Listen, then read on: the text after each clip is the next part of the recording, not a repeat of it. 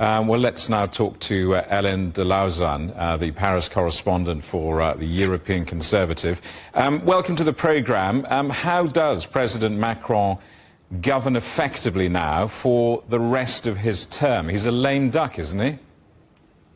Oh yeah, that's the proper term. Indeed, it's going to be very hard for him. He has now 2 years and a half before the end of the term, and it's going to be a very, very long time. Indeed, he has no institutional weapon at his disposal for now, because he already used the dissolution of the National Assembly in June. It was a very bad choice. Generally, we say that in French politics, dissolution is always a bad choice. There are several examples in recent French history, and each time it turned very to the disadvantage of the president. So now he's a bit stuck because he cannot use the dissolution before next June. So he has to find the proper prime minister, and it's going to be very hard because nobody wants to do the job. Michel Barnier was conscious of the fact that he wouldn't last long. He lasted only 90 days, which is the record of the shortest prime minister under the Fifth Republic. And now we don't know what we are going to have at the head of the state. Hélène, for those of us who are not completely au fait with the finances of the French government, why was this 2025 budget so contentious? Just explain to us why this has brought the government down. I think you cannot understand the censure motion if you only consider the financial problem of the budget. There are two problems in this censure motion. There is a political one and a financial one. Of course, there are some problems that are financial.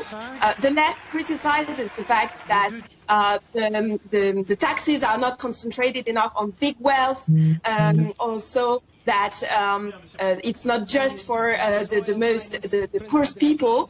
On the contrary, the RN, the Rassemblement National, criticized the fact that nothing is done for companies, that taxes are too heavy. So the criticism are very various on the budget. But to my mind, the most important thing is a political problem. The censure motion was voted against, in fact, Emmanuel Macron, and against his failure in politics since he's been in term, since 2017. And you cannot understand this move in French politics if you only consider the problem of the deficit. Of course, there are some problems of the deficit, and you must consider that Barnier's budget wasn't a miracle. It wouldn't have solved the huge problems the public accounts are met in France. And it would have been only a kind of conjunctural adjustments on various points, but no vision. That's what Marine Le Pen mentioned yesterday at the National Assembly. A budget without a vision, a political crisis without any vision. That's the true reason of the censure motion.